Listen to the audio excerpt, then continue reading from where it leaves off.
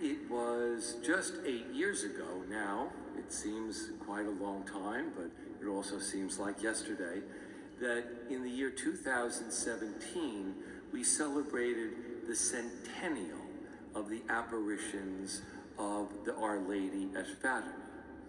It was also on May 13th of that year that Pope Francis canonized Saint Francisco and Saint Jacinta Marto, the brother and sister.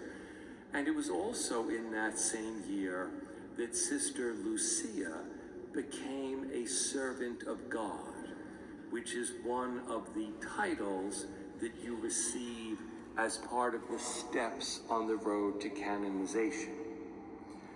In the year 2019, we celebrated the centennial of the death of Saint Francisco. In 2020, the following year, we commemorated the centennial of the death of Saint Jacinta. And it was in 2023 that Pope Francis approved the decree that Sister Lucia had lived a life of heroic virtue. And so she was given her next title, which is Venerable. And the next step for her would be a miracle which would produce her beatification. So if you need a miracle, I'm putting you on notice now. She's the one that you can go to. And in 2025, we celebrate another centennial, which should not be overlooked, and which we here at Notre Dame will make sure that we do not overlook it. It was in the year 1925 that 18-year-old Lucia dos Santos entered religious life. Although she died at the age of 97 as a discalced Carmelite, for the first portion of her life, many years, she was a member of the Dorothean Sisters. She became a postulant at the Order's convent in Pontevedra in Spain. And, if you remember, Our Lady during the apparitions in 1917 had told the children that she would come to take Francisco and Jacinta soon, that young Lucy would have to wait longer, but that Our Lady would come back and give her another message.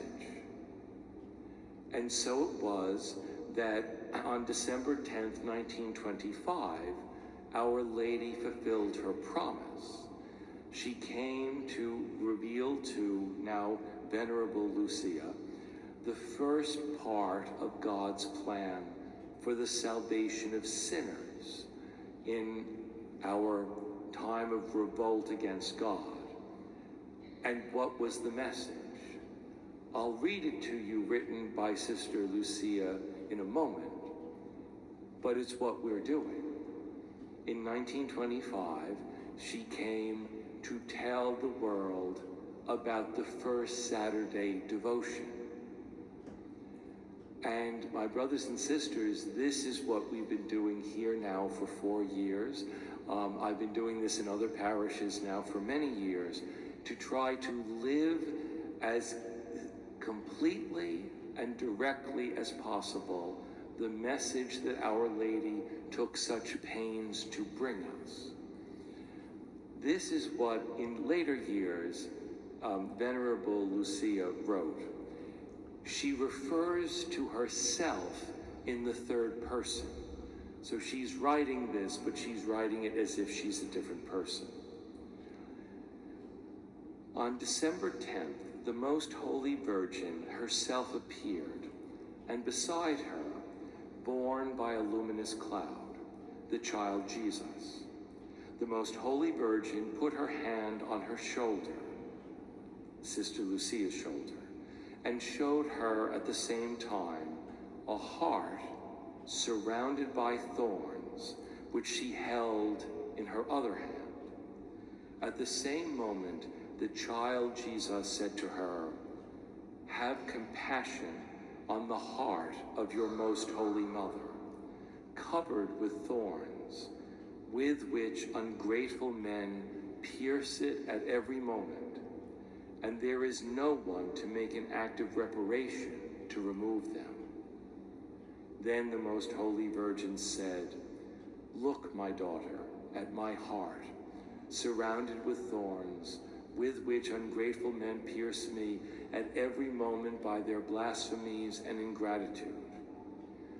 You, at least, try to console me and announce in my name that I promise to assist at the moment of death with all the graces necessary for salvation, all those who, on the first Saturday of 5 consecutive months, shall confess, receive Holy Communion, recite 5 decades of the Rosary, and keep me company for 15 minutes while meditating on the 15 mysteries of the Rosary, with the intention of making reparation to me." My brothers and sisters, I hope you will see that what we are doing here at Notre Dame is exactly to the letter what Our Lady asked. I've always said to people, you don't have to worry what she asked. If you just show up on the first Saturday and come and go through everything that we do, you will fulfill that intention. It's something, by the way, that I've placed on the back of your book for years. Sometimes people come up to me and they say, "Father, why exactly do we make the first Saturday devotions?" And I say, it's right there. You've had it in your hands all along. But my brothers and sisters, in these next months, September through December, when the centennial occurs, we're going to spend these first Saturdays looking more specifically at what Our Lady asked us to do, and specifically why. And remember this, if you're not able, of course, to come on a particular first Saturday, you're traveling, you're someplace else visiting relatives or friends, you can still go to Mass and do everything that we're doing so that you don't break the 5 first Saturdays. But it's also important to remember that it's not just saying the Rosary. It's the extra 15 minutes of silent, prayerful meditation on the mysteries. Our Lady says the 15 mysteries, now that includes the 20 mysteries, and that's why we do the little guided meditation for you, so that it will help you to focus on one particular mystery, and that's absolutely in line with what Our Lady said. To meditate on those mysteries, to spend that time in mental prayer, because mental prayer is the lost art of the Catholic Church, and it is very, very important in our spiritual lives and for us to attain salvation.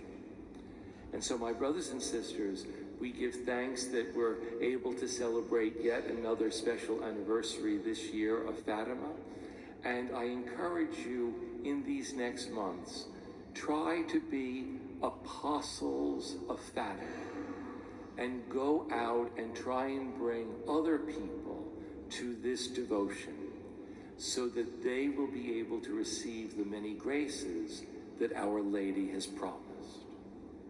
Please stand.